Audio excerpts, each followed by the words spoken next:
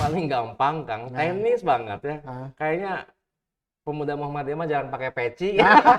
Jadi saya makin mengamini bahwa setiap anak punya zamannya, setiap zaman punya anaknya. Ya. Setiap pemuda punya zamannya, setiap zaman punya pemudanya.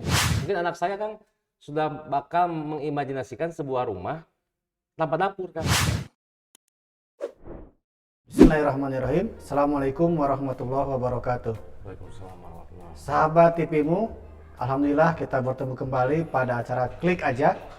Pada kesempatan kali ini kita kedatangan tamu luar biasa, tamu fenomenal,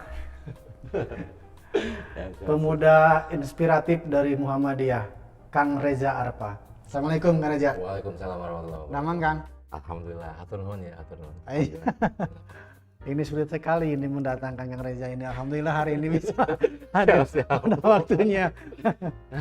Gimana Kang aktivitas sekarang setelah pandemi, pemuda Muhammadiyah dengan segala macam kegiatannya?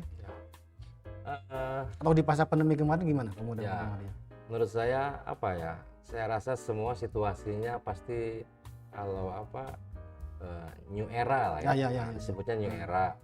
Bagi saya tidak hanya di organisasi, semua yang adaptasi ini di semua lini nih. Di sisi yang pendidikan mereka harus beradaptasi, jelaslah negara sebagai pengelola rakyat harus beradaptasi, persyarikatan sampai ke lini-lini pelayanan masyarakat, kesehatan ataupun sampai ke ekonomi dan sebagainya, itu pastilah. Dan situasinya sebenarnya ya kita harus menerima ini, suka atau tidak suka ya. Siapapun hari ini menjadi pemimpin. Saya kan dilantik 2020 bulan Maret. 2020 bulan Maret, Corona masuk Indonesia. Pas masuk. Jadi dituntut semuanya walaupun sprint tapi tetap dengan napas maraton gitu. Tadi kita bikin program yang tadi tiba-tiba kita bikin program itikaf di rumah. Podcast Ramadan dan lain-lain sebagainya gitu. Tapi tadi kan karena semua penyelenggara negara pemerintah pun adaptasi, ya jadi semua memang serba baru lah. Jadi semua saling menduplikasi, tapi yang pasti terus memberikan inspirasi. Ya, kita sebagai organisasi kepemimpinan, keorganisasian yang jelas tuntutannya kan ke jamaah, ke umat, ke bangsa dan sebagainya. Itu harus terus berjalan. Harus berjalan Kak. Gitu. Jadi walaupun tetap kan kita pun tetap harus jaga jarak dan lain sebagainya. Dengan media-media yang lain. Ya gitu. Jadi kita dituntut satu sisi menerapkan protokol kesehatan, tapi kita dituntut untuk motekar kreatif. Betul. Dan memang tapi akhirnya menjadi menjadi sebuah berkah sih harusnya, karena kita menjadi bisa terbiasa mau meeting, mau pleno, mau rapat mingguan dan sebagainya bisa pakai aplikasi Zoom dan lain sebagainya gitu. Dan itu tidak berhenti setelah pandemi. Setelah pandemi pun terus kegiatan itu masih udah Zoom aja, udah video call aja gitu. Jadi sekarang ini Ustadz berhalangan hadir, terkena macet misalkan dia bisa live Zoom. Gitu. Atau Pak Presiden, Pak Gubernur, Pak Bupati, atau Ketua Umum mana-mana, dia bisa hadir bisa via Zoom gitu. Jadi sekarang memang semakin terasa Kang, jadi semakin canggihnya era disrupsi digital ini tadi, semakin semuanya serba cepat. Jadi informasi ini benar-benar kilat lah semuanya. Jadi kalau dulu orang bingung apa itu 4.0, ya ini 4.0. Yes, itu Kang. Nggak perlu menjelaskan panjang lebar ya ini. Ini sekarang ini kita bikin podcast kayak gitu. Kang, banyak orang yang belum tahu sebenarnya di luar Muhammadiyah terutama. Apa sih bedanya pemuda Muhammadiyah dengan organisasi kepemudaan lainnya? Oke. Kira-kira apa yang membedakan secara khusus ataupun umumnya gitu? Yang paling gampang Kang, teknis banget ya. Kayaknya pemuda Muhammadiyah mah jangan pakai peci. Itu yang paling gampang gitu ya. Jadi kalau bisnis peci di Muhammadiyah bukan dijamin, kemungkinan besar. Gitu Kang. Ya, yang tentunya kita kan organisasi otonom, yang tentunya cita-cita, visi misinya harus menjadi satu kesatuan dengan Muhammadiyah sebagai induk persyarikatan. Dengan tagline hari ini berkemajuan, ya, memberikan pencerahan. Saya rasa tadi bahwa Pemuda Muhammadiyah pun harus ikut. Ya, ikut rangkaian visi itu gitu. Dengan tentunya tadi karena dimensi anatominya organisasi otonom itu sudah disegmentasikan. Nah, itu kita harus bisa menyesuaikan dengan realitas di lapangan. Berkemajuan dalam sisi pemuda itu contohnya gimana realistis? Artinya gini kan, pemuda itu ya misalnya organisasi yang lain dia karakternya seperti itu. Oke. Kalau kita kan karakternya berkemajuan itu. Nah, dalam realnya itu seperti apa? Ya, dalam realnya menurut saya gini. Hari ini kita harus mulai mengamini bahwa media dakwah itu banyak kan. Ya. Nah, jadi dulu kan yang kita bayangkan tuh media dakwah tuh diundang oleh salah satu majelis taklim gitu ya.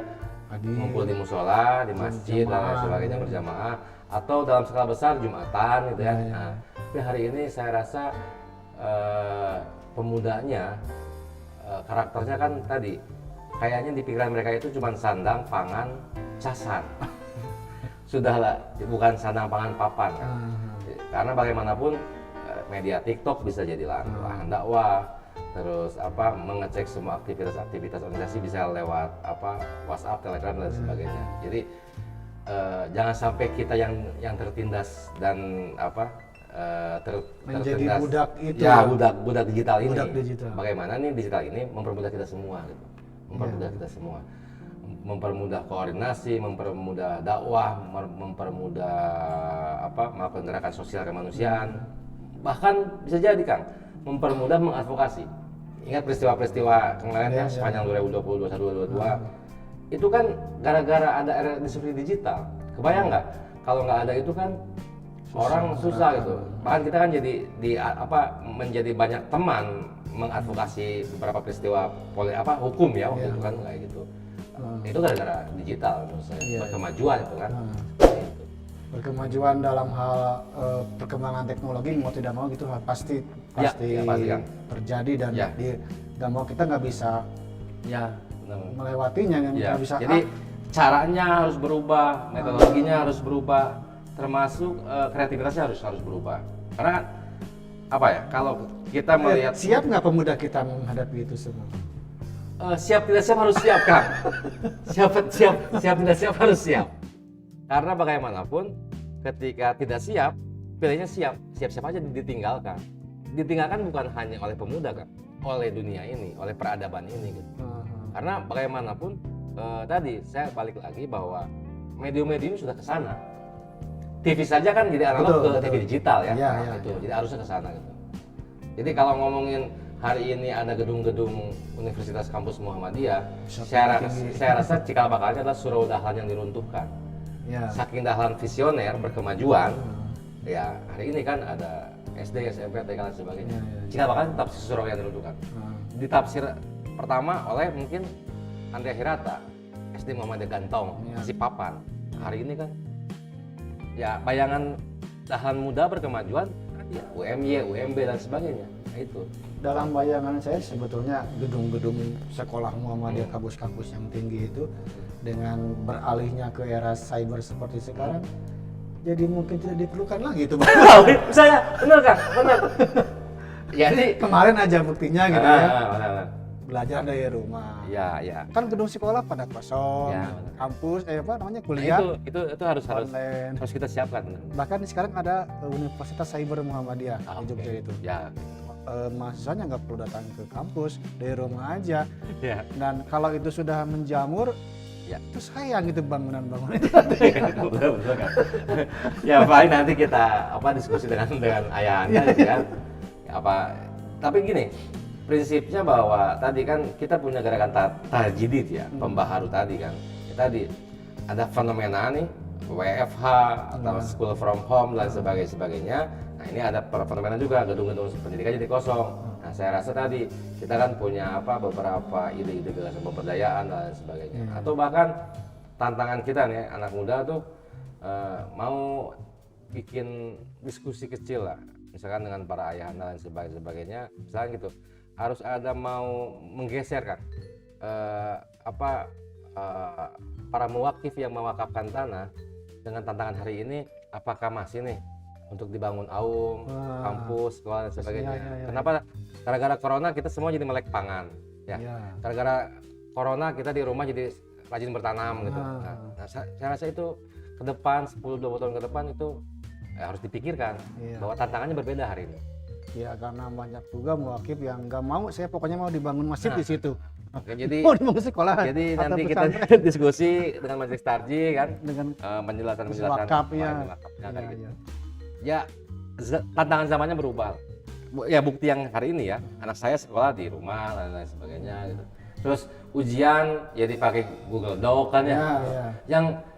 Yang mungkin usia kelas 5 SD nggak kebayang kan, kok soalnya jadi kayak gini gitu.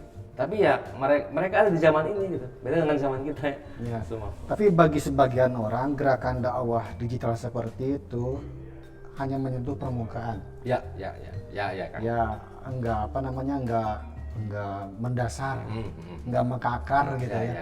Itu mah hanya permukaan. Ngaji itu tetap harus di pesantren. Ya kan. Ngaji itu harus tetap lewat ustadz secara face to face gitu. Kan. Ada apa namanya kalau di pesantren itu setoran hafalan dan lain-lain. Tapi di sisi lain justru yang digital itu yang banyak peminatnya. Iya. Anak-anak muda sekarang itu ngaji di YouTube atau di Instagram, dia hanya mendengarkan beberapa kalimat dalam waktu 1 menit. Ngerti dan oh iya benar saya sudah berdosa gitu.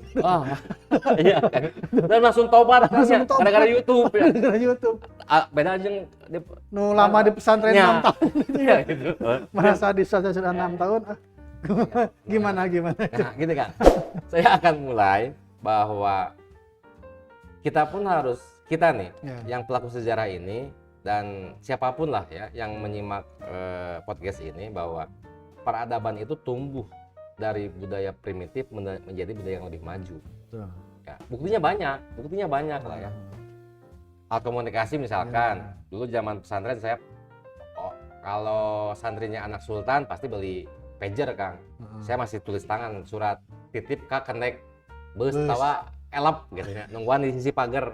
Eta pager tak can kadamel ka peser aya Nokia nya baheula. Iya, pager san kabeli gitu, anu saya Nokia san kabeli aya BBM. Nah, tadi peradaban terus berkembang, tumbuhnya dari primitif menuju yang lebih maju. Ya begitupun tadi, saya rasa ini harus mempunyai grand design, mind map gitu ya. Misalkan ada kan pelatihan literasi digital di pesantren-pesantren. Jadi si ustadznya, pembinanya itu ya suka atau tidak suka harus ikut itu. Atau tadi misalkan ide membuat kantung-kantung inkubasi di masing-masing pesantren, atau ruang-ruang podcast di pesantren dan sebagainya. Ada beberapa pesantren yang sudah memulai itulah ya. Nah, itu saya rasa virus-virus itu harus terus ditularkan. Gitu kan.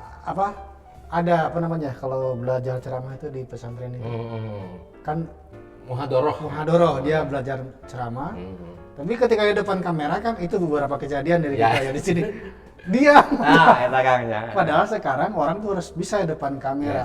Minimal ya ada kamera HP-nya lah untuk dengan kamera itu dia bisa menyampaikan dakwahnya, kemudian bisa disebarluaskan. Jadi kalau pelatihan di pesantren belajar Muhadoroh kali-kali dikasih kamera depannya. Nah, benar kan? Sepakat. Jadi tapi banyak pesantren yang tidak menerima. Nah itu memang ini menjadi kerja bersama pada akhirnya ya.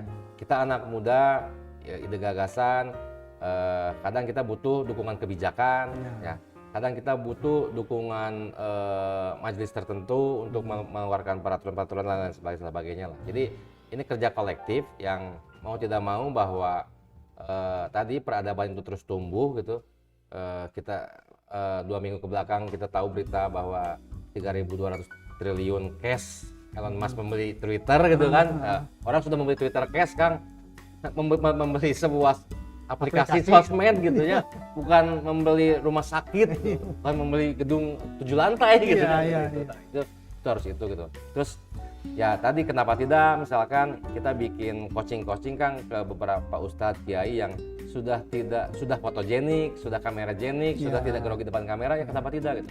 Ya ada nggak mengetahui tips and triknya. Saya pinta sama Kang Reza, tolong searching ya di anggota pemuda Muhammadiyah di Jawa Barat ini yang kameragenik dan lancar depan kamera, suruh ke sini. Oh siap.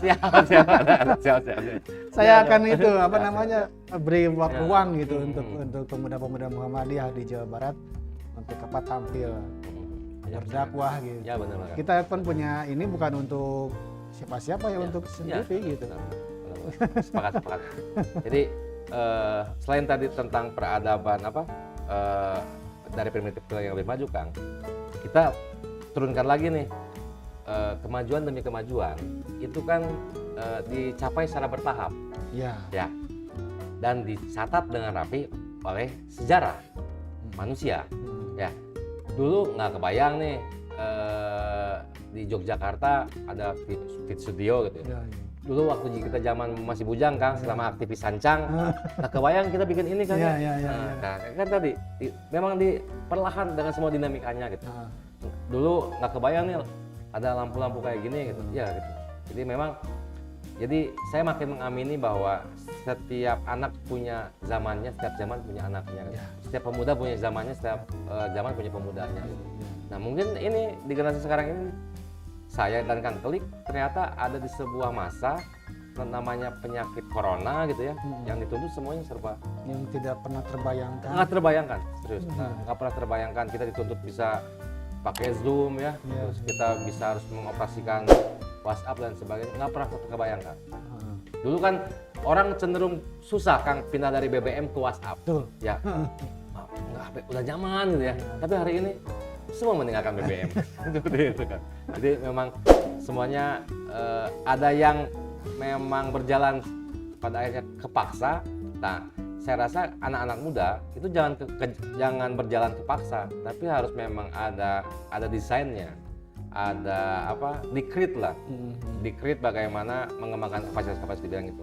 Saya rasa kalau dulu zaman hangat-hangat 2020 ini kan ditanya anak SD pengen jadi YouTuber. Anak-anak muda itu jangan-jangan mungkin nanti ada yang menjadi koreografer pendakwah, ya, atau misalkan ahli lighting majelis taklim, kan gitu. Itu kan profesi-profesi baru. Betul. Banyak jadi ruang-ruang profesi baru.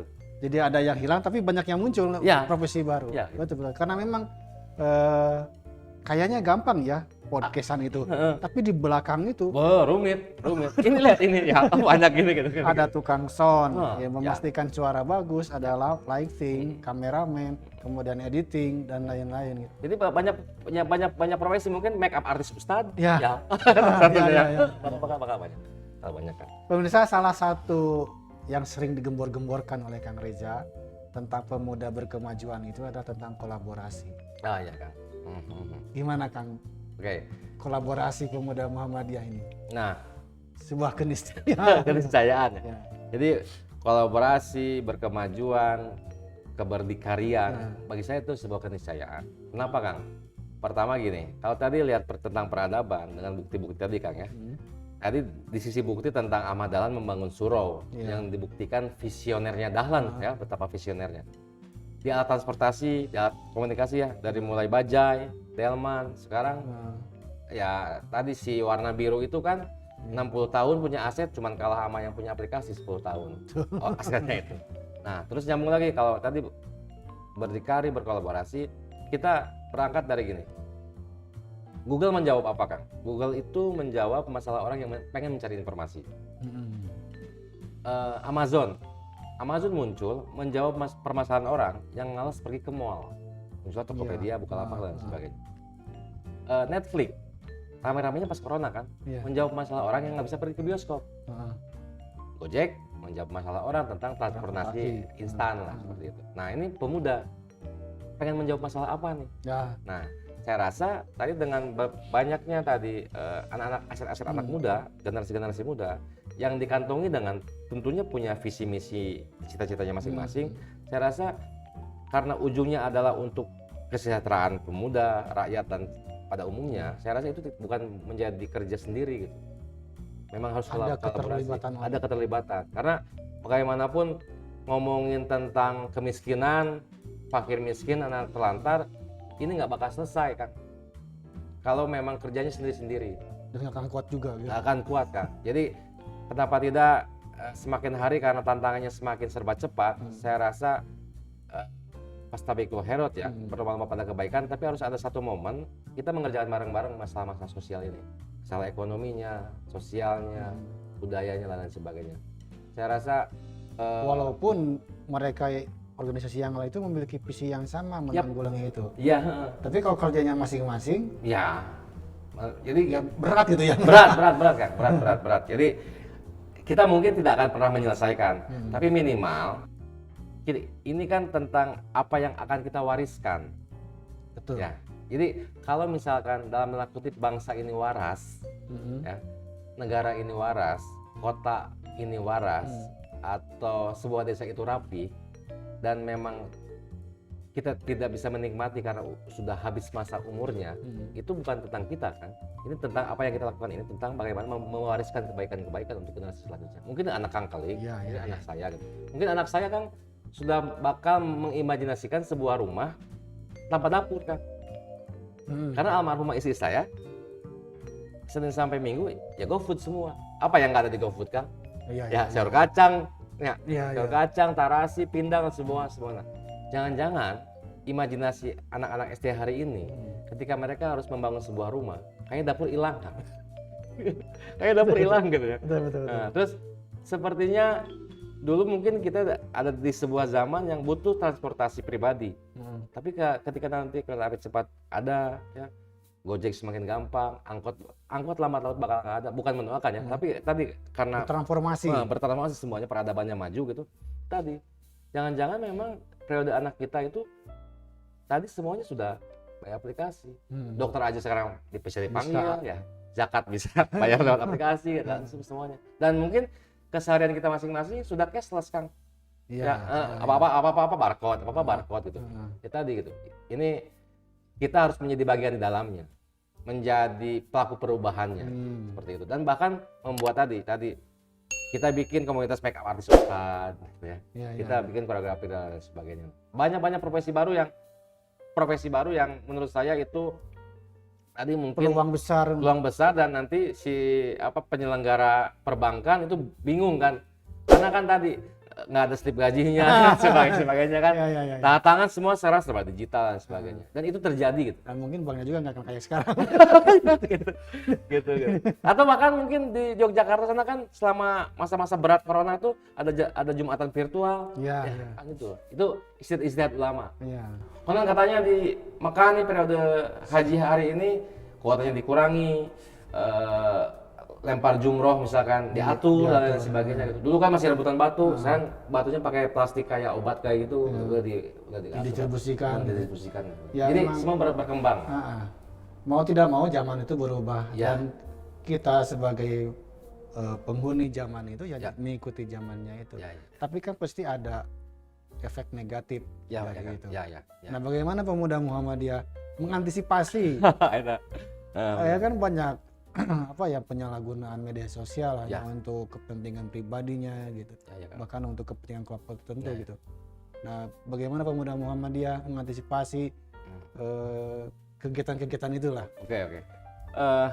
Tadi disitulah perannya konteks teologi kolaborasinya. Nah, jadi sebenarnya gini, kita kan organisasi kepemimpinan, organisasi dakwah amar ma'ruf nahi mungkar gitu. Nah, ini tentu di ruang-ruang itu kan butuh Kang, butuh memang sebuah komunitas, apakah itu lembaga yang concern terhadap bagaimana menangani literasi digital. Banyak aplikasi untuk kuncinya emang literasi digital. Ya, literasi digital. Nah, bagaimana ini terjadi tadi? Kolaborasi, ya mengundang, bikin workshop dan lain sebagainya. Terus tentang misalkan kan sekarang banyak di YouTube, kita sebagai orang tua bisa mengklaster, memfilter tentang tontonan anak di YouTube, kayak gitu. Nah, apalagi kita nih yang jauh berpendidikan dan lain sebagainya dan menasbihkan dirinya sebagai masyarakat ilmu, saya rasa di dalamnya sudah include menjadi sesuatu hal yang percaya hal yang ilmiah dan akademis. Kalau kita mengamini masyarakat ilmu, sebenarnya semua sudah mengamini karena kita kan sekolah, TK, SD, SMP, SMA dan sebagainya. Nah udah, karena kita berproses pendidikan, ya rumusnya itu kita harus percaya pada sesuatu hal yang ilmiah dan akademis. Nah karena kita sebagai produk ilmiah akademis, tentunya dalam hal tadi memfilter apa-apa yang negatif dalam dunia digital, penting rasanya itu melakukan pelatihan itu kan. Dan jadi kayaknya haruslah dari sekian misalnya 100% kebijakan program itu adalah 20-30% itu tentang hal-hal yang literasi digital, tentang bagaimana mengcounter hoax, bagaimana memilah berita dan lain sebagainya, bagaimana mengenali website, mana website yang hoax dan enggak kan. Mungkin kan kalian yang sehari-hari bergelut dengan sana udah tahu lah ya, seperti itu. Secara teknis mungkin kalau ya karena banyak, bukan hanya pemuda ya, bahkan para orang tua kita yang terpapar hoaxnya itu sudah akut. Ya, jadi kalau zaman ini berkembang, negara, organisasi, sivil, dewan, pemerintahan pun harus ikut berkembang. Nah, tapi kalau ngomongin anak, menurut saya gini, anak ini berkembang, nah orang tua pun akan ikut berkembang kan. Anak udah melek YouTube, suka atau tidak suka, kita harus ikut, karena kita harus nyambung ngobrol sama anak yang suka main YouTube. Anak suka main Mobile Legends, suka atau tidak suka, kita pun harus mengembangkan diri, minimal kan. Oh iya, tahu lah gitu, seperti itu gitu. Supaya itu dibobodoh ke budak. Seperti itu kan. Ya gitu ya. Gitu. Ya kan apa musuh literasi digital itu yaitu hoax itu. Iya, betul. Bagaimana apalagi apa dan yang membuat skenario hoax itu bohong kalau mereka tidak melakukan pelatihan kan. Ya. Jadi itu terstruktur kan, masif tuh saya. Ada desainnya, ada ekosistemnya, ada polanya, ada trainingnya. Saya meyakini itulah. Kalau yang berbuat jahat saja terdesain itu, kita yang mau berdakwah berbuat baik, masa serampangan? Ya, sepakat kan. Jadi kita harus memang membuat desain dakwah dalam dunia ini. Ya. Jadi ingat kata pepatah, buat apa sekolah sampai SD, SMP, SMA kalau buang sampah masih sembarangan? Ya. Buat apa kita banyak membaca informasi kalau masih menyebarkan hoax? Ya, itu kan jadi ya. Mungkin anak sekarang itu bukan soal sampah. Tadi buat apa kita sering smartphone-nya bagus, tapi jempol kita masih sering nyebar hoax. Betul. Sepakat. Keren. Sepakat. Kang Arjarfa, terima kasih atas kehadirannya. Yap, Kang. Kapan-kapan tetap berkemajuan. Tetap kemajuan. Kapan-kapan kita ngobrol lagi tentang hal-hal yang lain. Oke. Siap. Semoga Kang tetap sehat. Amin. Tetap semangat. Amin. Siap. Hatur. TVmu, inilah contoh pemuda berkemajuan di Jawa Barat. Mudah-mudahan bisa menularkan ke pemuda-pemuda Muhammadiyah lainnya semangatnya, antusiasnya, inisiatifnya, inspirasinya untuk kita bersama. Terima kasih atas perhatiannya. Tetap diklik aja. Assalamualaikum warahmatullahi wabarakatuh. Terima kasih, Kang.